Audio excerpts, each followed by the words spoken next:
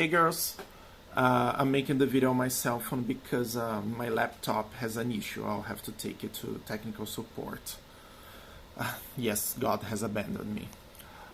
Just talking about the script, it was a very good script, very well written, very well knit. You could see the connection between colonialism education and nowadays. Just something to help you with this more difficult part of colonialism and education. What's the point? According to the main economists that study this from those who study institutions, they say the following, and I put this excerpt in your handout on your exam that I gave back. When Latin America and the Caribbean and southern United States were colonized, their terrain was very fertile and convenient for plantations, something that you guys saw probably with Thiago.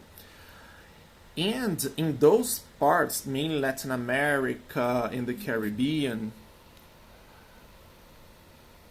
they had lots of people. They had a huge amount of people, because either of slaves in Brazilian case and Caribbean's case, or in other parts like Peru and Mexico, because of Native Americans, because in Brazil most of them died.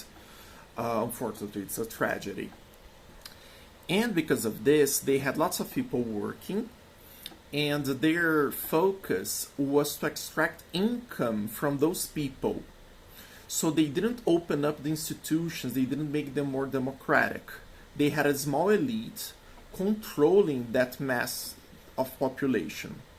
That is the relationship between the economic system and the colonial institutions.